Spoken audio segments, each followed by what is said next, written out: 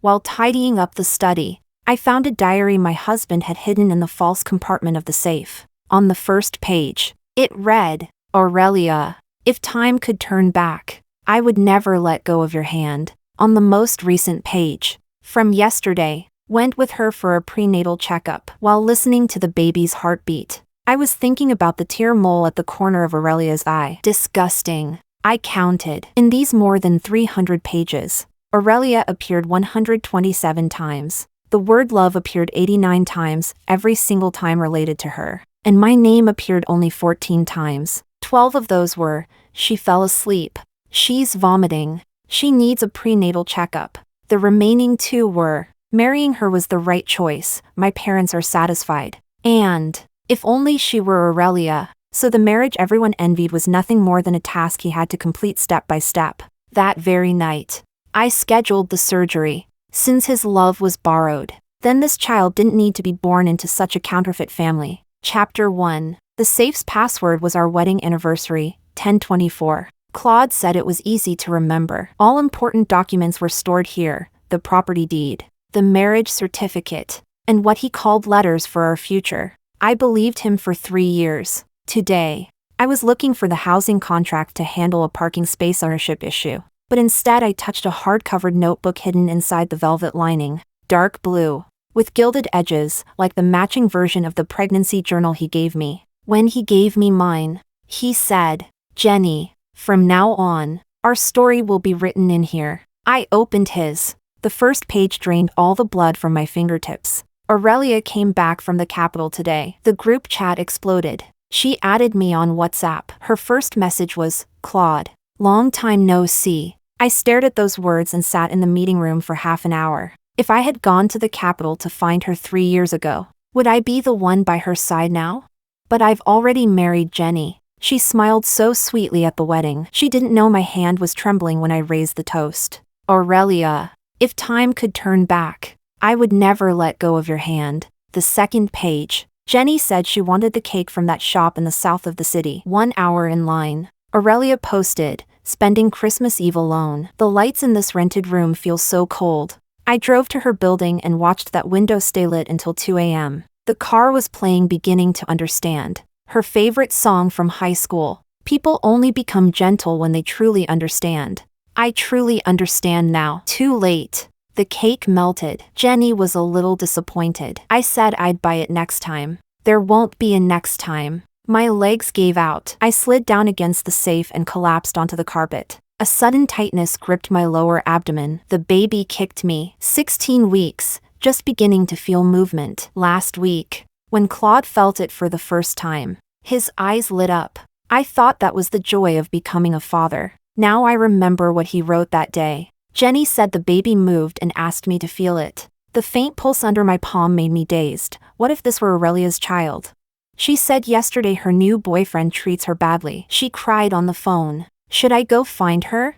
A chill spread through my entire body. I kept flipping pages mechanically. Page after page, all Aurelia. Aurelia changed jobs. Aurelia moved. Aurelia caught a cold. Aurelia posted a lyric late at night. And he wrote 3 pages analyzing it. And about me, about this warm home he always spoke of, there were only scattered notes. Jenny's morning sickness is bad. She lost 5 pounds. Mom told me to care for her more. I know, but when I see her vomiting in the bathroom, I'm thinking about Aurelia's weak stomach. Who's making her porridge? Went with Jenny for a prenatal checkup. The ultrasound screen showed a blurry shape. The doctor said it's a boy. Aurelia once said she liked girls, ones with expressive eyes like hers. Bought a crib. Jenny spent 3 hours picking one excitedly, standing among piles of wooden panels. I remembered going to IKEA with Aurelia in junior year. She said she wanted that white iron bed in the future. Back then, she was my girlfriend. She was my girlfriend. Those words were like poison needles stabbing into my eyes. I kept turning the pages until the most recent entry. Went with Jenny for a prenatal checkup. While listening to the baby's heartbeat, I was thinking about the tear mole at the corner of Aurelia's eye. The doctor said I didn't look well and asked if I hadn't been resting properly. I really haven't. Aurelia said she might be transferred to South City. If she leaves, what meaning does this city even have? Jenny was very happy today. She said the baby is healthy. When she smiles, there's a dimple on her right cheek. Aurelia doesn't have dimples. So why do I still think about her? Disgusting. I'm truly disgusting. Chapter 2. The last few words were pressed so hard they almost tore through the paper. It wasn't the kind of disgust that came from guilt toward me. It was disgust at himself for still thinking about Aurelia. And me, I'm 16 weeks pregnant. The child inside me is his. Yesterday, I cried because I heard the baby's strong heartbeat. All of that only deserved to exist in the shadow of the sentence. Aurelia might be transferred to South City. Like an insignificant footnote. I sat on the cold carpet, watching the sunset outside the window slowly sink. The diary in my hands felt unbearably heavy. So for these 3 years, I had been living in a carefully staged one-woman show. What I thought was his thoughtfulness was just what he should do. What I thought was love was just what he should perform. What I thought was the tacit understanding we had gradually built was just him getting used to it. And his heart had been given to someone else long ago, never taken back. Even while a new life was growing inside my body, he was still pouring his heart out for that woman in his diary. The baby moved again, clearer than before, like a small fish turning in deep water. I lowered my head and looked at my slightly swollen belly, pressing my hand against it. Baby, I'm sorry. Mom can't let you be born into a family where your father longs for another woman every day, and sees your mother as someone he merely should marry. I can't let you grow up and one day discover a diary like this. Then ask me, why doesn't Dad love us?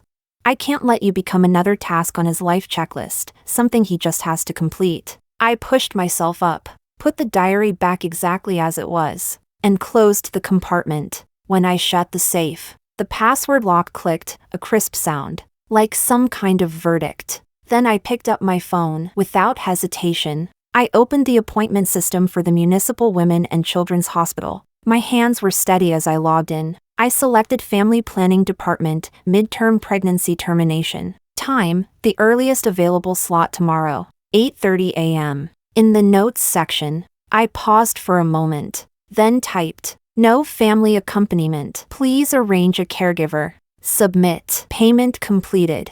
The glow of the phone screen reflected my pale, bloodless face in the dim study. There were no tears, not a single one. So this is what it feels like when your heart is completely dead, like your whole being has been hollowed out. And what fills it isn't sadness, but a cold, heavy numbness that will never melt away. The sound of a key turning came from the entrance. Claude was back. I heard him change his shoes, the soft thud of his briefcase on the cabinet, then footsteps heading toward the study. Jenny, are you in there? His voice was as usual, gentle, steady, with a trace of fatigue after work. What a perfect husband. I stood up, and just a second before he pushed the door open, I pulled it open first, tidying up a bit. I said, my voice was surprisingly steady. He stood at the door, wearing the light gray shirt I had ironed for him 2 days ago. His tie loosened halfway. When he saw me, he smiled. Why didn't you turn on the light? It's bad for your eyes. As he spoke, he reached out to touch my face. I instinctively turned my head to avoid it. His hand froze in midair. A flicker of confusion crossed his eyes, but it was quickly covered by a smile. What's wrong? Bad mood? A little tired. I lowered my gaze and walked past him. Dinner's ready. It's on the table. Thanks for your hard work. He followed behind me, his hand hovering protectively at my waist, something I used to think was caring, but now only felt ironic. Was the baby good today? Yeah. That's good. He walked to the table and looked at the dishes. All my favorites. My wife is the best. Chapter 3. My wife is the best. In his diary, he called Aurelia Aurelia, baby, my girl. He called me Jenny, or she. Even in his most private diary, he wouldn't call me wife. I sat down and picked up my chopsticks. He ladled a bowl of soup for me, then one for himself. Oh, right. He said casually after a sip. I might be late tomorrow. There's a project at the company. No need. I interrupted. He froze. What? No need to rush back. I looked at the chopped scallions floating on the surface of the soup. I'm meeting a girlfriend for shopping tomorrow. I'll probably eat out too. Oh, okay. He nodded, then smiled. You should get out more. Don't stay cooped up at home all the time. So considerate. So much like a good husband who cares about his wife. He had no idea that the place I was going tomorrow was an operating room in a hospital. He had no idea that the son he had been thinking about would cease to exist in a little over 10 hours. He had no idea that the wife he described as someone he should marry had already torn him out of her heart. Roots and all, I lowered my head and drank the soup. It was delicious, simmered for 2 hours. I used to feel happy watching him drink the soup I made. Now I only felt like it should be fed to a dog. Jenny, he suddenly called my name. I looked up. Under the light, his face was still as handsome as ever, clean-cut features, sharp brows, a straight nose. Back then, I had been deceived by this face, and by those eyes that looked so full of affection. Shouldn't we celebrate our 3rd wedding anniversary? He said, I've booked a restaurant this weekend.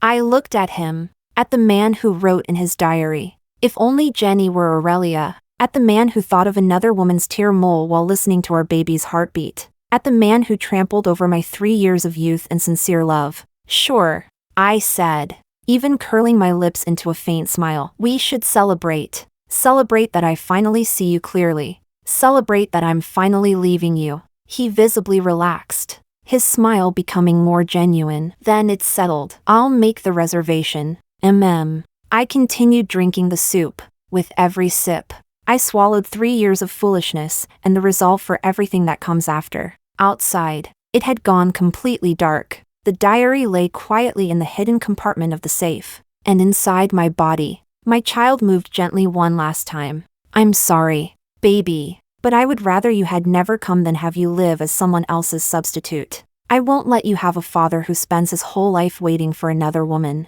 I won't let you have a mother who even sees herself as pitiful. This marriage is ending. This child, I'm not keeping. As for this man, whoever wants him can have him. At 7 the next morning, I was already awake. Or rather, I had barely slept at all. Claude was still asleep, his back facing me, breathing evenly. Morning light slipped through the gap in the curtains, falling across the smooth line of his shoulder. Once, that back made me feel safe. Now, it only felt like a cold wall. I got up quietly, careful not to wake him. The person in the bathroom mirror looked pale as a ghost, with dark circles under her eyes. I splashed cold water on my face, hard enough to redden my cheeks. Then I carefully applied moisturizer, covered the dark circles with concealer, and even drew my brows. Today, I was going to do something cruel, but I didn't want to look like a discarded woman. In the kitchen, I heated milk,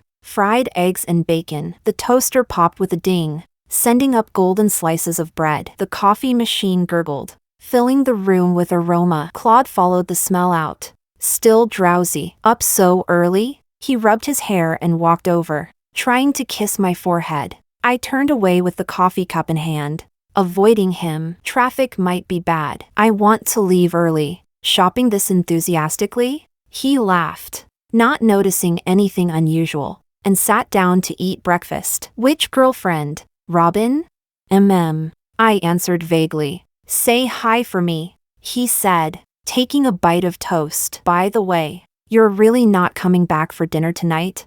We'll see. I held the coffee cup tighter, my fingers pressing against its surface. Might be late. Stay safe, he said, his tone genuinely concerned, the kind of concern one has for something within their responsibility. Chapter 4. I looked at his profile. This man who had shared a bed with me for 3 years. This man who had left a child inside my body. This man who was eating the breakfast I made, yet had no idea that in a little while, I would personally put an end to all of this. Suddenly, I wanted to ask him if he remembered last week's prenatal checkup, when the doctor said my placenta was a bit low and I needed more rest. He nodded at the time and said okay. Then that night, he wrote in his diary, Aurelia posted a photo of working overtime at 3 a.m. on WhatsApp. I feel bad for her. Ask him if he remembered 2 months ago, when my leg cramped in the middle of the night and I cried from the pain. He half awake rubbed it for me a couple of times. The next day,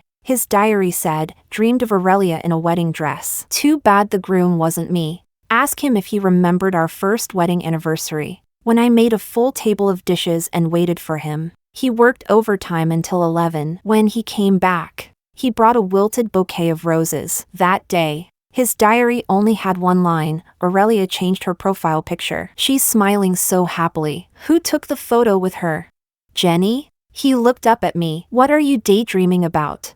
I snapped back to reality. Nothing. I put down my coffee cup. I'll get ready and head out. So early? The mall isn't even open yet. I'm meeting them for breakfast first, I said smoothly. All right. He wiped his mouth and stood up. Then I'll head to the company early too. That project. I didn't hear the rest of what he said. I walked into the bedroom and opened the wardrobe. My hand brushed across a row of clothes before I chose a black cashmere dress, pairing it with a cream-colored coat. Then I took out a pair of pearl earrings from the jewelry box, the gift he gave me on our first anniversary. He said pearls were gentle. Like me. Now I realize. It was probably because Aurelia liked diamonds, and I was the one who suited pearls. I got dressed and walked out of the bedroom with my bag. Claude was already at the entrance, changing his shoes. When he saw me, his eyes lit up. You look nice today. Thanks. My tone was flat. He leaned closer. This time,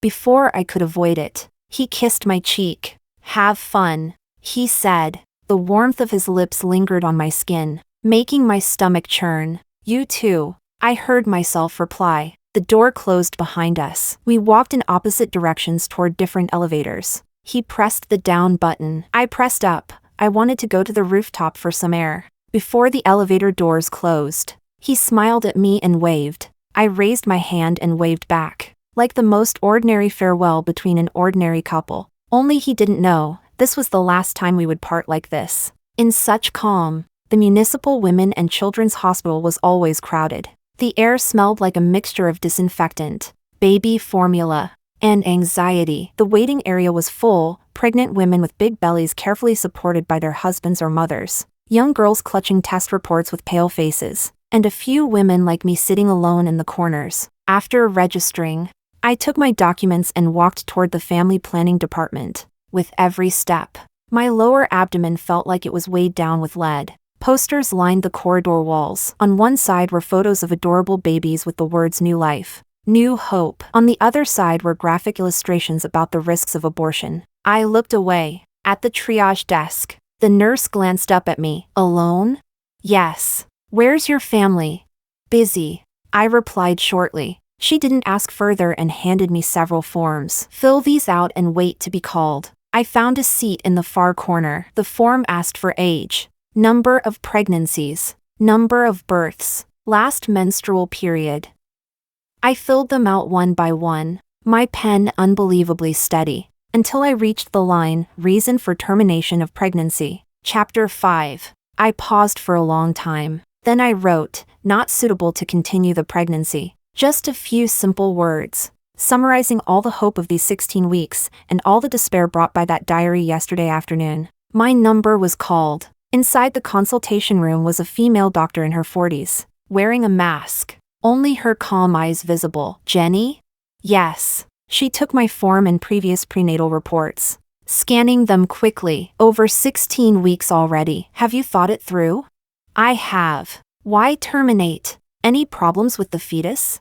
No. Then, personal reasons. I interrupted. Doctor, I'm sure I don't want it. She looked at me for a few seconds, a hint of scrutiny in her gaze, but eventually just nodded. Go make the payment first. Then do the pre-op examinations. Ultrasound, blood routine, coagulation function, ECG. If everything is fine, come back to me for the procedure order. Okay. The process was mechanical and cold. During the blood draw, the needle pierced my vein. I watched the dark red blood flow into the tubes. 1, 2, 5 tubes in total. For the ultrasound, I had to hold my bladder. I drank 3 bottles of water and paced the hallway. My lower abdomen grew more and more swollen, that familiar feeling. At 16 weeks, the uterus had already risen out of the pelvis, pressing against the bladder. Finally, it was my turn. I lay on the examination bed. Cold gel was spread across my abdomen. The probe pressed down and moved slowly. Relax, the doctor said. I stared at the ceiling. The machine hummed softly, and then I heard it, a rapid, powerful heartbeat, like a tiny train. Thump, thump, thump, thump, so fast, so alive. The last time I heard it, Claude was beside me, holding my hand. I cried, and he wiped my tears, calling me silly. Back then, I thought those were tears of joy. Only now do I realize it was the prelude to a tragedy. The fetal heart rate is normal, 152 beats per minute. The doctor said calmly. Gestational sac size matches the term. The placenta is a bit low, but not previa. Are you sure you want to terminate? I'm sure. My voice was slightly hoarse. Sign here. I sat up, took the pen, and signed my name on the informed consent form. Every stroke felt like cutting into my own flesh. Jenny. These letters determined the fate of a life. After leaving the ultrasound room, I sat on the bench in the corridor for a long time. My hand rested on my lower abdomen. It was as if the baby sensed something, moving more frequently than usual, once, then again, soft and gentle, like scratching at my palm. I'm sorry. Mom is sorry, but I can't bring you into this world to suffer. I can't let you have a father whose heart isn't with us. Can't let you live inside a false marriage. The tears finally fell, one drop, then another, landing on the back of my hand, scalding hot. I quickly wiped them away, took a deep breath, and stood up to collect the rest of my test results. Everything was normal. Back at the family planning department, the doctor reviewed the reports and issued the procedure order. Go to the pharmacy to get the medication, then wait by the operating area. Today we'll induce labor. Take the medication first, then wait for contractions to begin. The process will be long, possibly more than 10 hours. Even longer. Okay. Really alone? She asked again. No one accompanying you? I'm really alone. She sighed and wrote something on my chart. Then sign an authorization form. In case an emergency contact is needed, I can sign for myself. I said. Chapter 6. She looked at me, then didn't insist any further. After collecting the medication, I walked to the waiting area outside the operating rooms. There were far fewer people here, and it was much quieter. There was a strange smell in the air, disinfectant mixed with a faint trace of blood. A few women sat on plastic chairs. Some were crying, some staring blankly, some arguing softly on the phone. I sat down in the corner against the wall. In my hand was a small plastic bag, containing several boxes of medicine, white pills, small, insignificant, yet they would end a life that could already kick inside me. I took out my phone. The screen was clean, no missed calls, no new messages. Claude probably thought I was in a shopping mall, laughing with my friends, trying on clothes, having afternoon tea. He would never imagine that his gentle and caring wife was sitting outside an operating room, waiting to kill his child. I opened my contacts and found Claude. My finger hovered over the call button for a long time. Then I pressed back. I opened WhatsApp and entered our chat. The last message was from him last night. Remember to eat breakfast tomorrow. Don't go hungry. Scrolling up, our conversations were plain and dull. He asked what I wanted for dinner. I reminded him to pay the utility bills. He forwarded work links to me. I sent him supermarket promotions, like roommates sharing a space, not husband and wife. Nothing like him and Aurelia. Aurelia said it rained today and she didn't bring an umbrella. I drove to pick her up. She was waiting downstairs at her office, her hair wet like a little kitten. Aurelia had a stomachache. I ordered her hot porridge. She sent a voice message to thank me, her voice soft and gentle. Aurelia shared a song. There is a kind of sadness. She said this is our story. Our story. Then what was my story with him? A performance he had no choice but to act out? I exited the chat and turned off my phone. I sat there, staring at the pale walls, listening to the faint cries of newborns in the distance, the sound of new life arriving, and here I was, waiting to send a life away. A nurse pushed open the door and called a few names. Some women stood up and followed her inside. The door opened, then closed again. I kept waiting. A faint heaviness began in my lower abdomen. I didn't know if it was psychological, or if the medication was starting to take effect. Time crawled forward.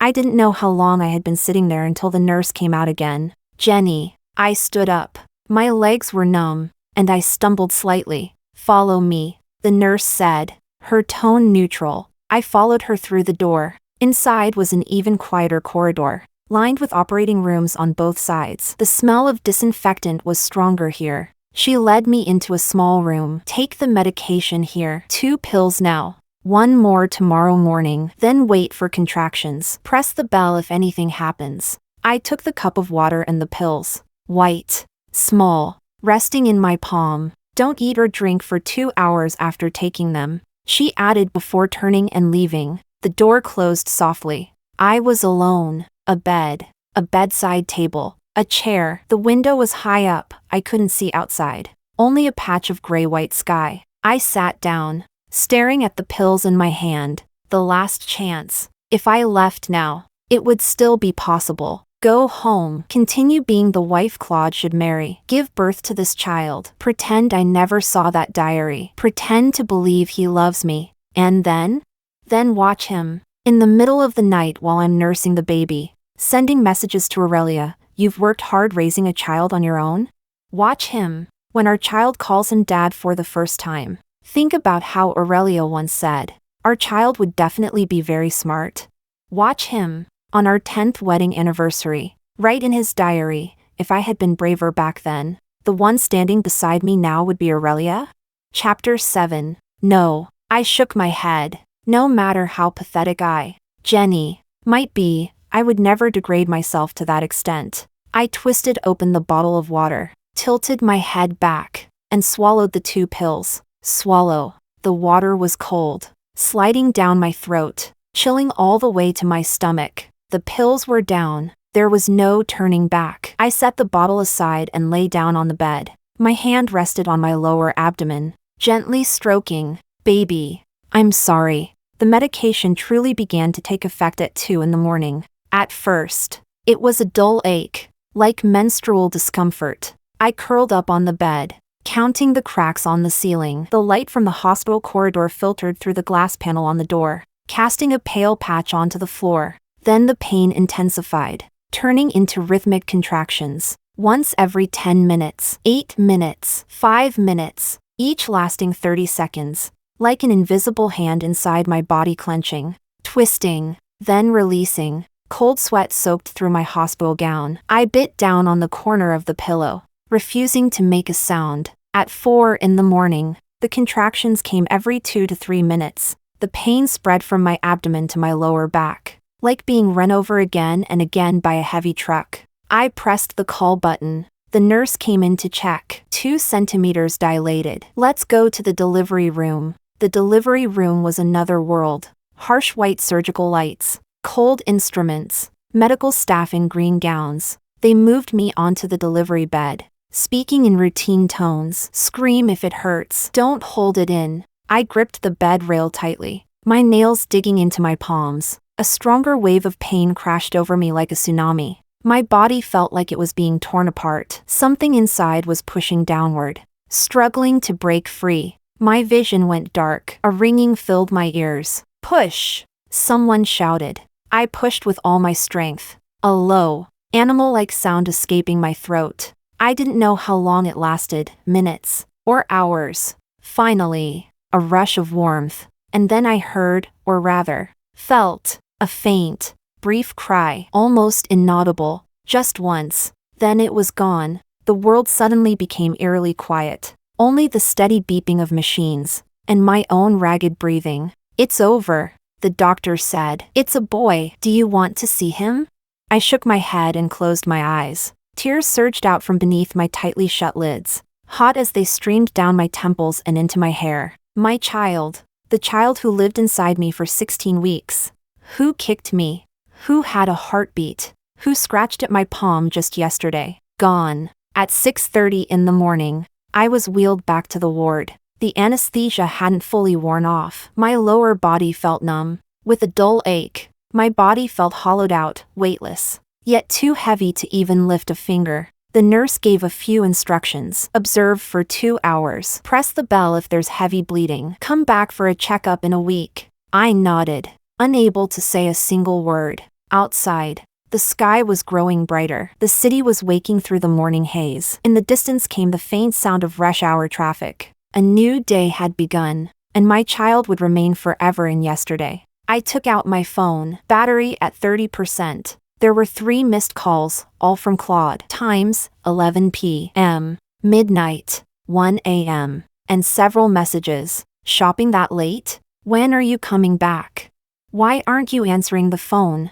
Jenny, reply when you see this. I'm a bit worried. Worried. How ironic. I turned off the screen, unplugged the charger, and slowly sat up. Every movement pulled at my lower abdomen, sending waves of pain. I clenched my teeth and changed back into my own clothes. The black cashmere dress was wrinkled beyond recognition, stained with sweat and blood. At exactly 8, I completed the discharge procedures, carrying a plastic bag from the hospital containing antibiotics and instructions. Stepping out of the hospital, a cold wind hit my face. I wrapped my coat tighter and hailed a taxi. Where to? The driver asked. I gave my home address. The car moved slowly through the morning rush. I looked out at the familiar streets, the bakery we used to visit, the bus stop where he once waited with me, the elementary school he once said, "Our child can study here in the future." Everything looked like yesterday, and nothing was yesterday anymore. I arrived home at 9:10.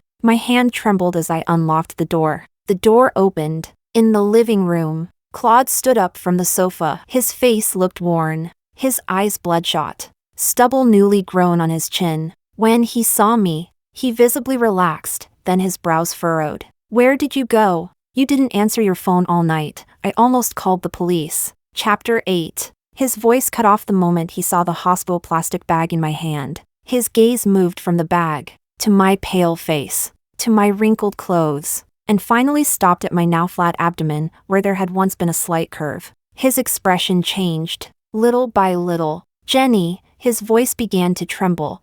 What are you holding? I didn't answer. I placed the plastic bag on the entry cabinet and changed my shoes. You went to the hospital? He stepped forward and grabbed my arm. Are you feeling unwell? Why? Halfway through, it was as if something suddenly clicked in his mind. His eyes widened, his pupils shrinking sharply. He let go of me and took a step back, shaking his head. That's impossible. You said you were going shopping yesterday. I didn't go shopping. I cut him off, my voice so calm it surprised even me. I went to the hospital. I had an induced labor. The air froze. The color drained from Claude's face at a visible speed. His mouth hung open like a fish out of water, unable to make a sound. His eyes were locked on me, filled with disbelief, shock, and a rising wave of anger. What did you say? He finally forced out, his voice hoarse. Say it again? The baby is gone, I said. I made the appointment yesterday afternoon. The procedure was this morning. 16 weeks. A boy. Are you insane? He suddenly exploded, his voice rising to a near scream. Jenny, have you lost your mind? That was our child. How could you? How could you not even tell me before you? Tell you? I lifted my eyes to him and finally smiled. Tell you what? Husband, I found your diary full of love for Aurelia, so I don't want to have your child anymore. It was as if he had been punched head on. He froze in place. The anger on his face stiffened, then cracked, revealing the panic and guilt beneath. What diary? His voice weakened, his eyes starting to dart away. The dark blue diary hidden in the compartment of the safe. I said slowly. The one you said contained letters for our future. I believed you. I found it yesterday while looking for the parking contract. I flipped through it. Truly fascinating. I stepped forward.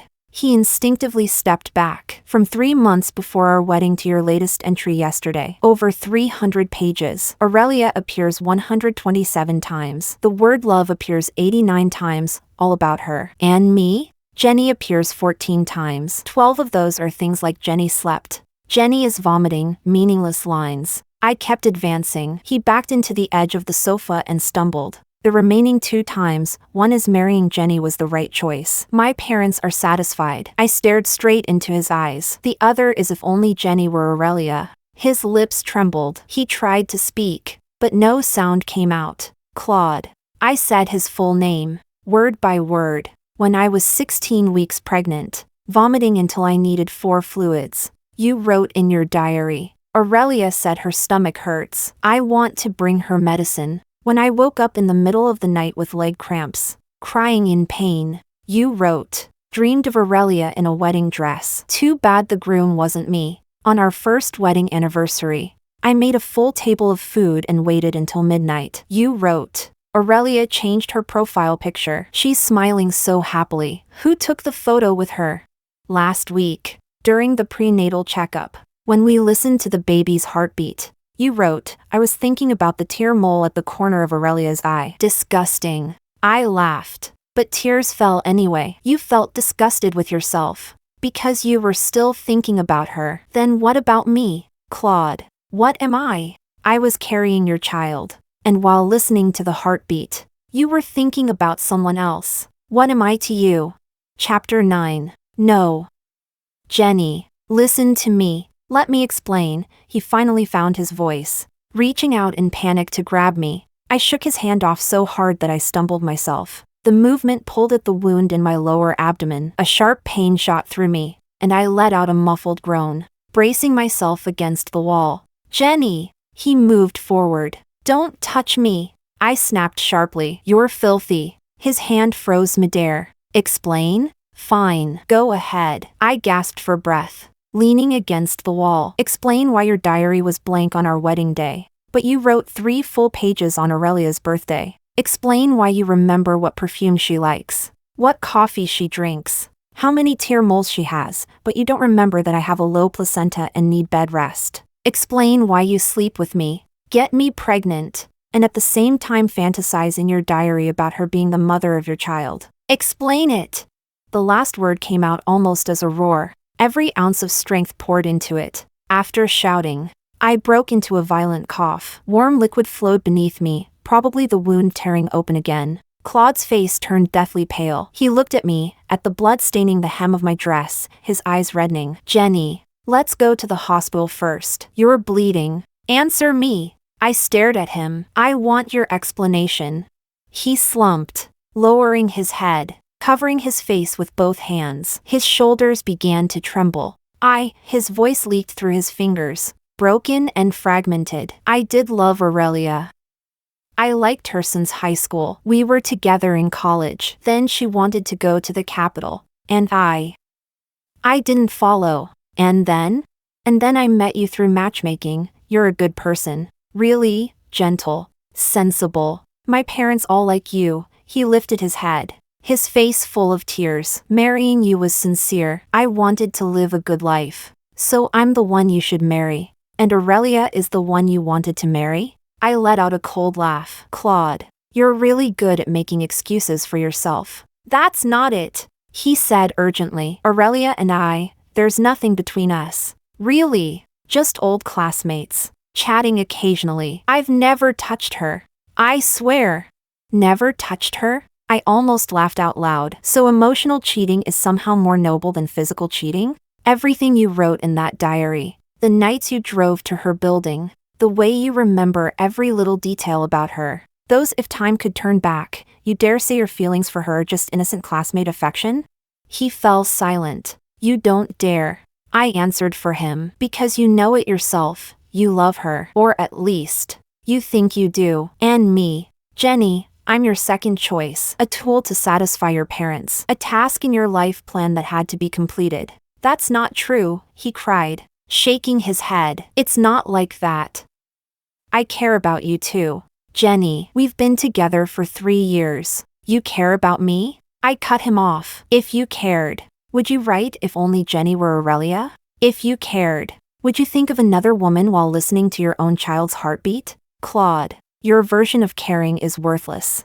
I pushed myself upright against the wall and took a deep breath. Let's get a divorce. The child is gone. Perfect. There's nothing much to divide. Your premarital assets stay yours. I'll take half of what we saved after marriage. I'll move out tomorrow. No. He rushed forward, dropping to his knees in front of me, clutching my legs. Jenny, I was wrong. I really know I was wrong. Don't leave. The child, we can have another one. I'll change. I'll burn the diary. Delete all contact with Aurelia. I'll never see her again. Please. Don't divorce me. Chapter 10. He cried hysterically. Tears and snot smeared all over his face, rubbing against my dress. Once, I thought that face was handsome. Now, it only made me sick. I looked down at him, my voice calm as if I were talking about someone else. Claude, Some mistakes can't be fixed. Just like that place in your heart, it's already carved full of Aurelia's name. You can't dig it out, no matter how hard you try. I don't hate you. I just think it's pathetic. We're all pathetic. You, me, and Aurelia. Do you really think she doesn't know you're married? Do you think those late-night posts, those my stomach hurts messages, that push and pull ambiguity, weren't meant for you to see? He froze. She enjoys the fact that you can't let her go. She enjoys watching a married man lose himself over her. And you enjoy this tragic, unfulfilled love, moving yourself to tears over it. And me?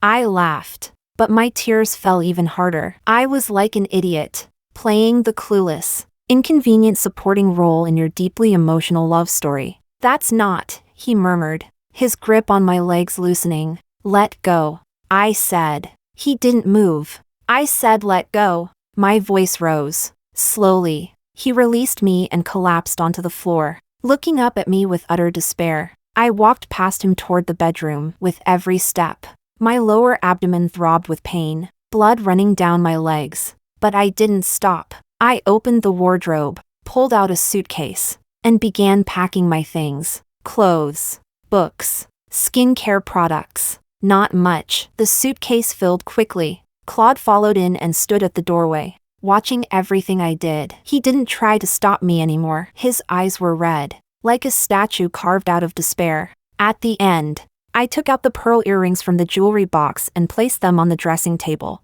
Take these back, I said. He stared at them, his lips trembling. Jenny. I didn't look at him again. I pulled up the handle of the suitcase. The wheels rumbled dully across the floor. As I passed him, I paused. Oh, right, there's something I forgot to tell you. I turned my head slightly. Aurelia called me yesterday afternoon. He snapped his head up. She said she knew you were back from your business trip and asked if I could lend you to her for one night. She wasn't in a good mood. I watched his expression shift from shock to humiliation. I told her no need to borrow. She can have you. Now you're both single. Wish you two lovers a happy ending. With that, I pulled my suitcase and walked out of the bedroom, out of the living room, out of this home I had lived in for 3 years, without looking back. The door closed behind me. The hallway was empty. I leaned against the wall, finally unable to hold myself up.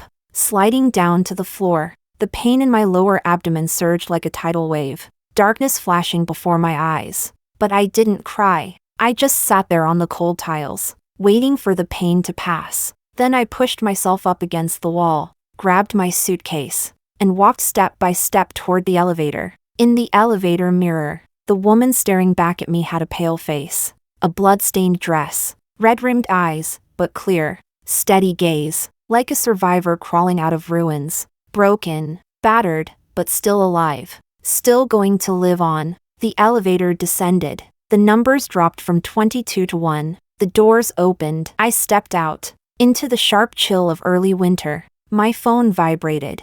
I took it out and looked. It was a friend request from Aurelia. The verification message read, Jenny, Claude said you left home? What happened between you two? Do you need me to help talk things out?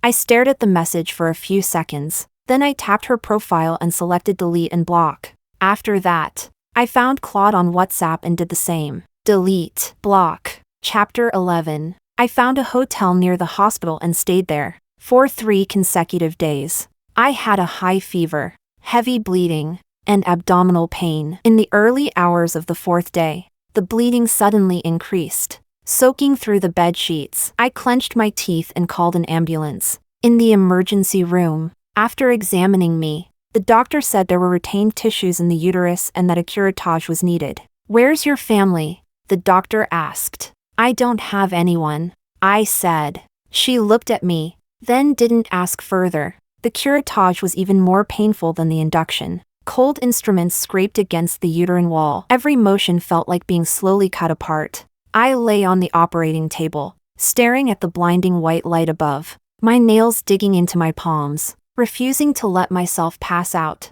After the procedure, I was wheeled back to the ward for observation. In the next bed was a woman trying to preserve her pregnancy. Her husband carefully fed her soup, while her in-laws hovered nearby, full of concern. I turned my back to them and closed my eyes. By afternoon, The fever subsided. I completed discharge procedures and returned to the hotel. There were 37 missed calls on my phone, all from unknown numbers. Claude had been switching numbers to call me, more than a dozen text messages, shifting from pleading, to accusations, to breakdown. The most recent one, sent half an hour ago. Jenny. I confronted Aurelia. She admitted she approached me on purpose. She said she hates me for not going with her back then. It's all my fault. I shouldn't have been swayed by her. Please pick up.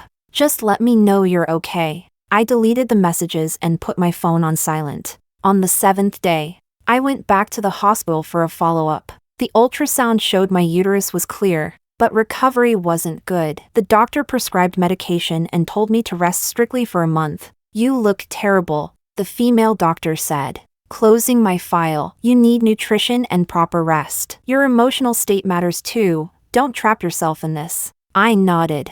After leaving the hospital, I went to a pharmacy by the roadside and bought multivitamins and iron supplements. At checkout, I saw pregnancy test kits. I paused for a second, then looked away. There wouldn't be a next time. In the second week, I rented a small apartment far from my old home. 1 bedroom, 1 living room, south-facing. Rent, $3,000 a month. I used the portion of savings from the divorce to pay 6 months up front. On the day I moved in, the sunlight was bright. I placed my suitcase in the empty living room, opened the windows, and let the early winter wind rush in, carrying the scent of freedom. I began to set up this new home. Little by little, I went to IKEA and bought the cheapest bed frame and desk, assembling them myself by following the instructions, tightening screws until my palms blistered. I bought a second-hand sofa and wardrobe online, asking the delivery workers to carry them upstairs. I went to the flower market and bought a few pots of pothos and cacti,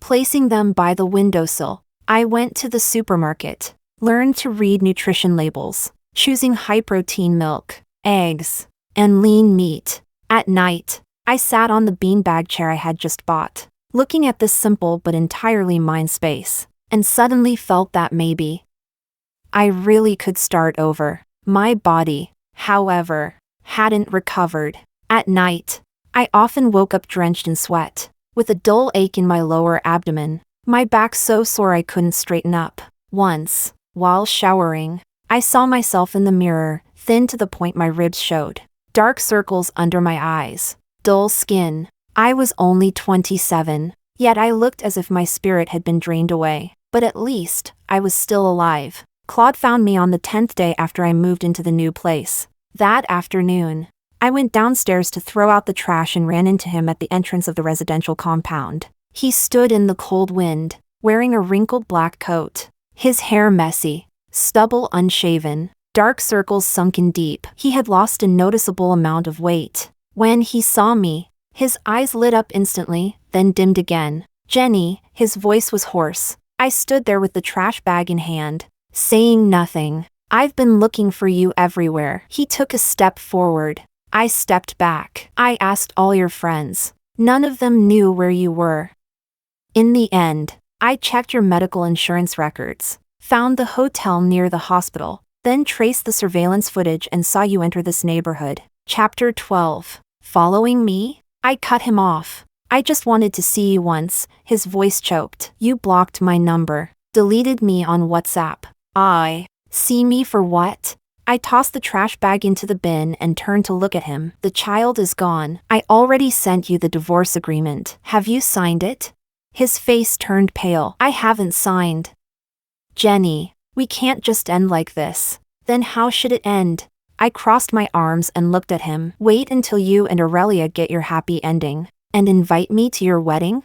It's over between me and her. He raised his voice, drawing glances from passers-by. That day I confronted her. She admitted everything. She said she approached me on purpose, couldn't stand seeing me happy, wanted to prove I still loved her. We had a huge fight. I deleted all her contacts. Really? He hurriedly pulled out his phone to show me. No need. I raised my hand to stop him. Whatever is between you and her has nothing to do with me. How can it have nothing to do with you? His eyes reddened. Jenny, I know I was wrong, terribly wrong. I shouldn't have written those disgusting things in my diary. Shouldn't have thought about someone else while you were pregnant. But I swear, nothing ever happened between me and Aurelia. I just couldn't get over it in my heart. And now you're over it? I asked. I am. He nodded forcefully, seeing her fake face. Hearing those manipulative words, I finally realized how stupid I was. What I loved wasn't even her. It was just the illusion in my head. Jenny, the one I love is you. I was just too afraid to admit it. Claude, I said, my voice calm. Don't you find what you're saying ridiculous? He froze. You love me? I laughed. If you loved me, would you write If Only Jenny Were Aurelia? If you loved me, would you go deliver medicine to her while I was vomiting from pregnancy? If you loved me, would you think about her tear mole when you felt your own child move? That's not enough. I took a deep breath. I don't want to hear your repentance. And I don't want to watch you act like you're deeply in love. You just lost something that used to belong to you. And you're not used to it. Like a child who loses a toy, cries for a few days, and then forgets once he gets a new one. You're not a toy. He snapped. You're my wife. You were. I corrected him. But not anymore, Claude. We're over. Please leave. And stop interfering with my life. I turned to go. He rushed forward and grabbed my wrist. Jenny, give me one more chance. Just one. I swear. I'll spend my whole life making it up to you. I'll treat you well, better than before. 1,000 times better. I shook his hand off. The force pulled at my abdominal wound, and I sucked in a sharp breath from the pain. Make it up to me? I held my stomach and looked at him. How? Will you bring my lost child back? Will you return the feelings I wasted over these 3 years? Or will you erase every word you wrote in that diary? He stood there, stunned, lips trembling, unable to speak. Claude, some damage is irreversible, I said slowly, straightening up. Like a shattered mirror, even if you glue it back together, the cracks will always be there. I don't want to spend the rest of my life staring at those cracks, and I definitely don't want to lie next to you every night, wondering who you're thinking about. I won't think about anyone else anymore, he cried. You're the only one in my heart. I don't believe you anymore. I shook my head. Your credibility with me is bankrupt. With that, I stopped looking at him and walked straight back into the compound. Jenny, he shouted from behind. I won't give up. I'll wait for you. I'll wait until you forgive me. I didn't turn back. The next day, Claude started waiting outside my residential compound. At 7 in the morning, when I went downstairs to buy breakfast, he was already standing there, holding hot soy milk and pan-fried buns. You used to like this place. I didn't take them. I walked past him. Chapter 13. At noon, I went out to the community clinic to change my dressing. He followed behind me. I'll drive you. No need. Then let me go with you. I'll just stay at a distance. Claude. I stopped walking. This is very annoying. His face turned pale, and he stopped in place. That evening, when I went downstairs to throw out the trash, he was still there, standing in the cold wind all day. His face had turned bluish from the chill. What exactly do you want? I asked. Let me take care of you. His eyes were bloodshot. You look terrible. You need someone to take care of you. I can cook for you, clean, go to the hospital with you. I don't need that. I tossed the trash into the bin, and seeing you only makes me feel worse. It was like he had been slapped across the face. His whole body swayed slightly. But the next day, he came again. This time he changed his approach, leaving a thermos at the guard post. I made soup for you. It's good for replenishing blood. Drink it while it's hot. I didn't take it. The thermos sat there for 3 days before the cleaning staff took it away. Then he sent fruit, supplements, thick coats. I had the guard refuse everything. He started writing letters, handwritten, slipping them through the gap under my door. Long letters of repentance, about how much he regretted everything, how much he hated himself, how much he loved me. I didn't even open them. I threw them straight into the trash downstairs. A week later, he changed his strategy again. He stopped trying to approach me. Instead, every day without fail, he would sit in the cafe across from my apartment complex, at a window seat, looking toward my building, like a silent watcher, or rather, like a lingering ghost. Aurelia appeared in front of me on a drizzly evening. I went downstairs to pick up a package and saw a red sports car parked at the entrance. The door opened, and Aurelia stepped out. She wore a cream-colored cashmere coat, high heels clicking beneath her feet, her makeup flawless, her chestnut curls perfectly styled. She didn't quite match the image in Claude's diary, like a kitten. Soft. The woman in front of me had sharpness in her features, and something like unwillingness to accept defeat. "Jenny?" she called out. I held the package and looked at her. "We need to talk," she said. It wasn't a request. "There's nothing for us to talk about." "About Claude." She stepped forward. "You've ruined him." I laughed. "I ruined him? Miss Aurelia, you've got it wrong. It was you, and your unforgettable past, that ruined our marriage. That was his choice." Her voice sharpened. "I never forced him. He couldn't forget me. He chose to look for his youth in me. If your marriage had problems, that's your issue. Why blame everything on me?" "I'm not blaming you," I said calmly. "I'm stating facts. What happened between you and him is your problem. But your problem spilled over into my life and destroyed it. So I left. Now he's free. You two can continue your love story. No need to come trouble me." "The ex." "Ex?" She let out a cold laugh. "You make it sound so easy. Do you know what he's like now? He's distracted at work. Been scolded multiple times by his boss. He's like a madman, camping outside your building every day. Not even going to work." "Jenny, did you really have to go this far? He just had someone in his heart. He didn't actually cheat."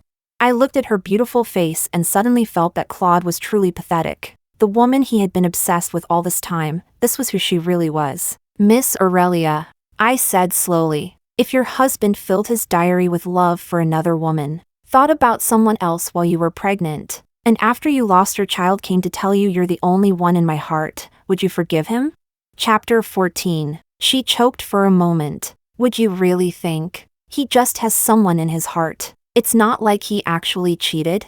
I pressed. Her eyes shifted. She said nothing. "You wouldn't," I answered for her. "Because you're selfish. You only care about how much love you receive, not about other people's pain. You enjoy the fact that Claude can't let you go. Enjoy the feeling of being deeply loved. Now that he's woken up and doesn't love you anymore, you're panicking. So you came to confront me because you lost something that used to be your trophy." "That's nonsense." Her face flushed red. "Whether it's nonsense or not, you know it yourself." I picked up my package. "Whatever is between you and him, deal with it yourselves. Don't come looking for me again." I turned to leave. "You think you've won?" she said behind me, her voice laced with hatred. "You got rid of his child and destroyed his life. Do you think he'll thank you? He'll hate you for the rest of his life."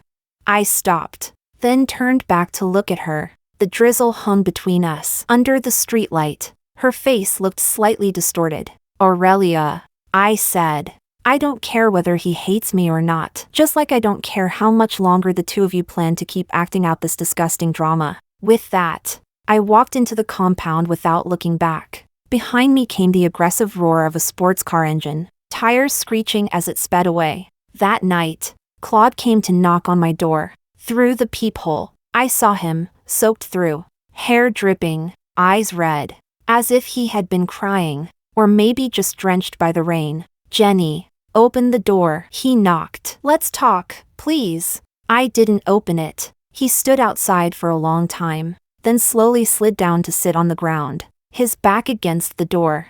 I could hear his suppressed sobs, low and muffled, like a wounded animal. Then, in a quiet voice, he said, "Jenny, I'm sorry.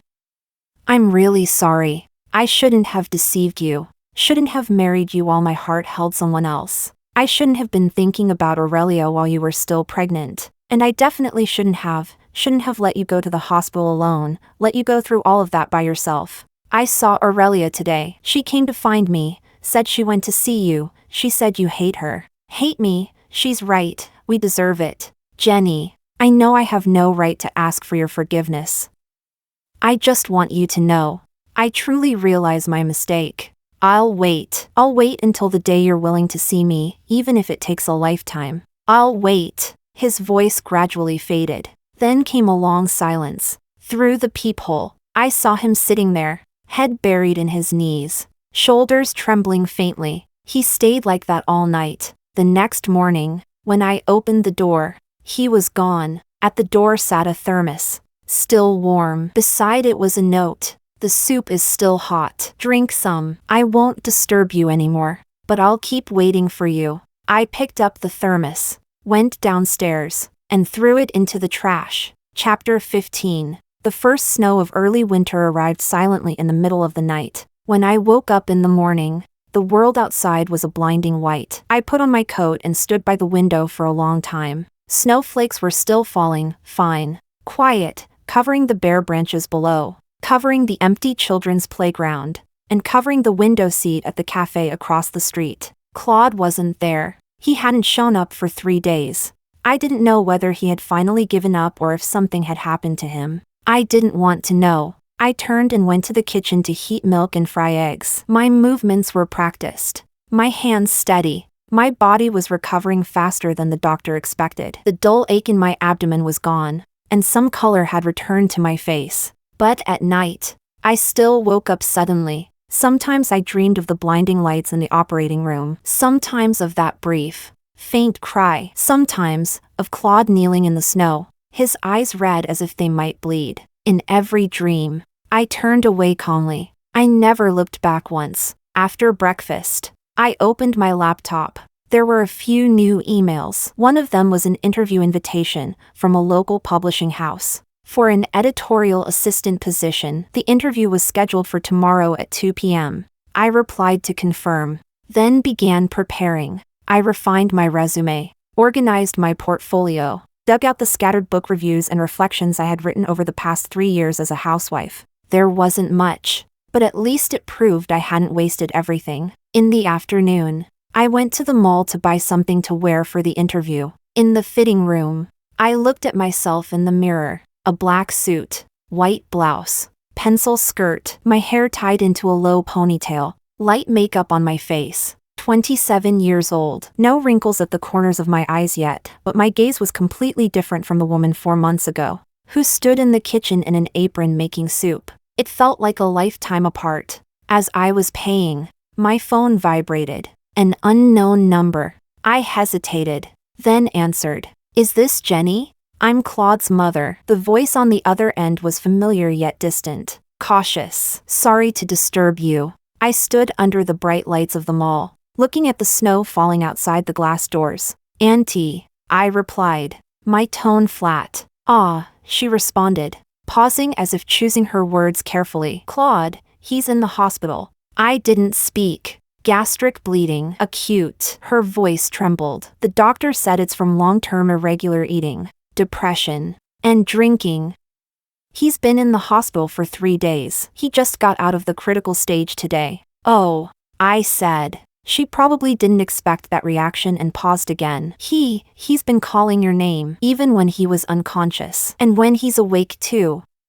Jenny, I know Claude has wronged you. Everything is his fault, but could you come see him once? Just for my sake.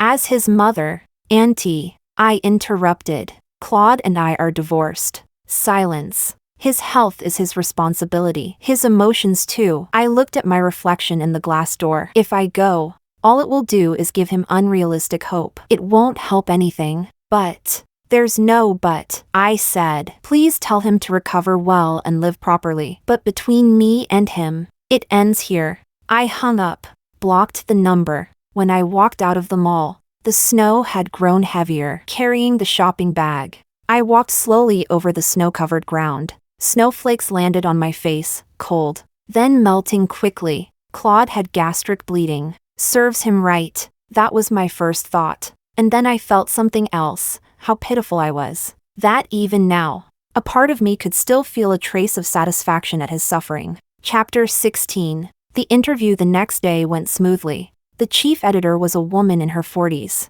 wearing thin-rimmed glasses, speaking in a crisp, efficient manner. She looked over my resume, asked a few professional questions, then handed me a manuscript on the spot and asked for revision suggestions. You haven't worked for 3 years, she said at the end. Why?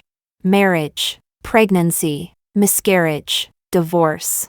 I answered concisely. She adjusted her glasses, showing no surprise. Can you return to a working state quickly? Yes, I said, and I'll work harder than before. She looked at me for a few seconds, then nodded. Start next Monday. 3-month probation. Any problems? No, I said. Thank you for the opportunity. When I walked out of the publishing house building, it was already dark. Streetlights glowed, casting a warm yellow light onto the snow. I took out my phone and sent a message to my mother. I got a job. Starting next Monday. She replied quickly, that's great. Take care of your health. Don't overwork. Then another message followed. His mother called me today. Said Claude is hospitalized. I didn't tell her where you are. You did the right thing. Don't soften your heart. I looked at the message, my nose suddenly stinging. I replied, I know. The new job was busier than I expected. The publishing house wasn't large, but there were many projects and few staff. As a newcomer, I started from the basics, proofreading manuscripts, learning topic planning from senior editors, learning to communicate with authors, learning layout design. Every day I left early and returned late, often so exhausted that I fell asleep the moment I got home. But it was fulfilling. That kind of grounded fulfillment where effort leads directly to results. My colleagues knew I was divorced, but no one asked much. Occasionally at team dinners, people talked about relationships and marriage. I listened quietly, not joining in. A well-meaning colleague once tried to set me up on a date. I smiled and said I wasn't considering it for now. And I truly wasn't. My heart felt like a frozen lake, solid, unyielding. Even throwing a stone wouldn't create ripples. After being discharged, Claude came to see me once more. It was a Saturday morning. I went downstairs for a run and ran into him at the entrance of the complex. He had lost so much weight he looked almost hollow. His face was sallow, wrapped in a thick down jacket, standing there like a paper figure. When he saw me, his eyes lit up briefly, then dimmed again. Jenny, his voice was still hoarse. I kept my earphones on, pretending not to hear, and continued running. He followed, but after a few steps he was already out of breath. Just, let me say a few words. I'll leave after. I stopped, took off my earphones, and looked at him. The morning after snowfall was bitterly cold. His breath came out in white puffs. I've been discharged, he said. The doctor said I need to recover for half a year. Oh, my mom said, she called you. He lowered his head, not daring to meet my eyes. I'm sorry. I didn't know she would bother you. Are you done? I asked. He lifted his eyes, red-rimmed. Jenny, I really know I was wrong. These past months, I've been living in hell. Every time I close my eyes, I see you lying on the operating table. I see the child, our child. Stop. I cut him off. No, I have to say it. He insisted. I know I don't deserve your forgiveness, but at least let me make it up to you. Your job, your life, your future. I can help you. I have money, connections. Claude, I said, do you think I lack money or connections? He froze. What I lack is respect. I looked straight into his eyes. Genuine care. Love that treats me as an independent person, not an accessory. Did you ever give me that?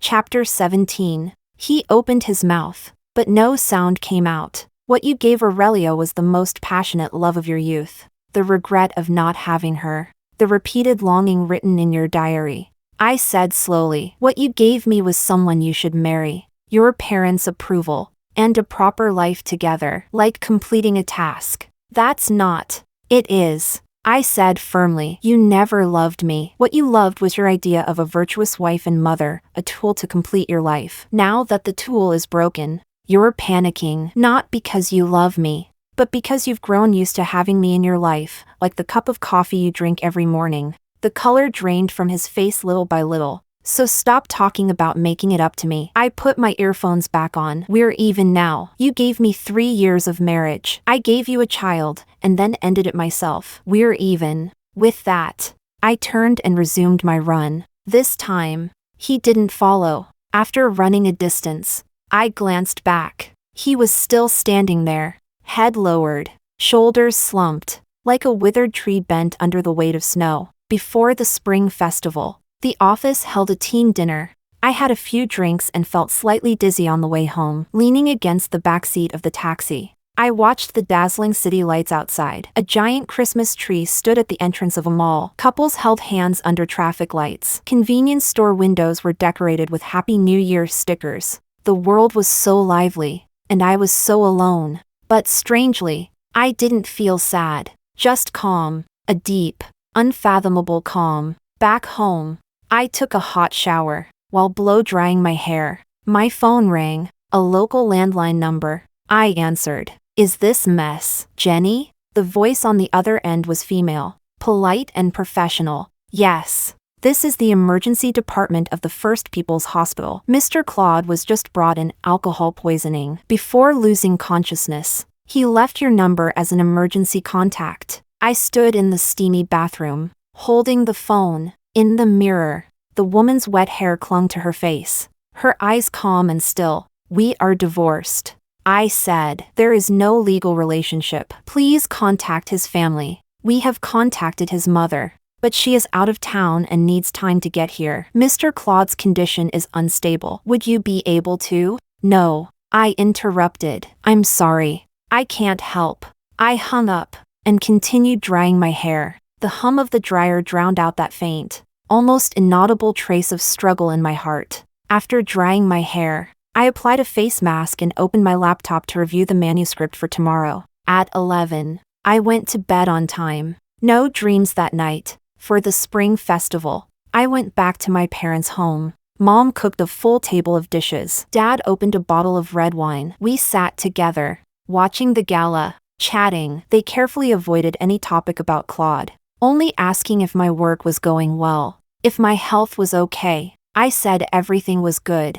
And it was true. Work was going well. My body was recovering. My salary covered my expenses. And I could even save a little each month. Chapter 18. On the third day of the Lunar New Year, there was a high school reunion. I didn't want to go, but a few old friends dragged me there anyway. The gathering was at a KTV. Dim lights, loud singing. I sat in the corner, drinking juice, listening to them sing, chatting about their lives. Someone brought up Claude. I heard he was hospitalized before the new year. Alcohol poisoning. Pretty serious. Yeah, I think so. My cousin works at his company. She said his work performance has been terrible lately. He might get reassigned. Sigh, why go that far? As they spoke, their gazes drifted toward me from time to time. I lowered my head and ate watermelon from the fruit platter, pretending not to hear. When the gathering ended, a girl I used to be close with offered to drive me home.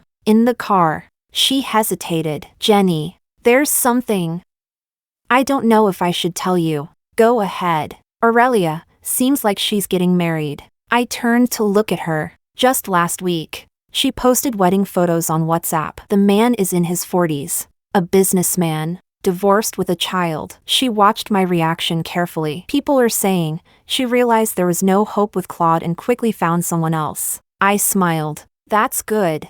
I said. I wish her happiness. She froze for a moment, then smiled too. You're not the same as before, am I? I looked at the streetlights rushing past outside the window. Maybe. After the holiday ended, I returned to my city. Life went back to its rhythm. Work, home, groceries, cooking, reading, occasionally dinners with colleagues, weekends at the library, or cleaning at home, watering my plants. Simple, fulfilling, like a deep, still pool without ripples. In early March, my probation period ended.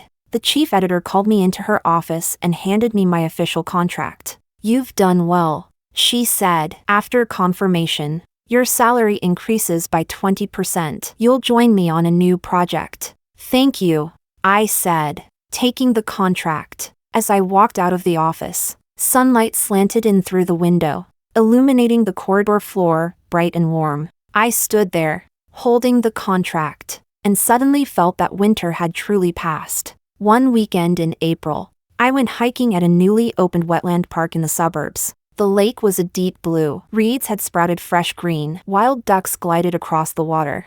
I walked along the wooden path for a long time, until sunset painted the sky in soft shades of orange and pink. I sat on a bench by the lake, watching birds return to their nests, skimming across the water. My phone vibrated. A bank notification. Claude had transferred a sum of money to my account, a considerable amount. The note read, "I'm sorry, and some compensation." I stared at the message for a long time. Then I opened my banking app and transferred the money back. Note, no need, we're even. After returning the money, I removed his account from my frequent transfers. Then I opened my contacts, found his number, still there despite being blocked, and tapped delete permanently. Next, I went to my blocked list on WhatsApp and deleted him there as well. On every social platform, unfollow, remove, clear, erase. Like completing a long overdue ritual. From this moment on, this person, this past, truly had nothing to do with me anymore.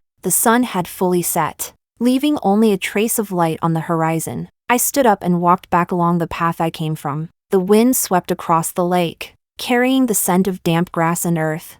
I took a deep breath, then slowly, gently, let it out, as if releasing all the grievances, pain, resentment, and despair of the past 3 years into the spring air. Ahead, the streetlights lit up one by one. My shadow stretched long, clear, distinct, and alone. I knew that from now on, no matter what happened, I could walk forward on my own, because I had already walked through the darkest road. And now, the sky had finally brightened.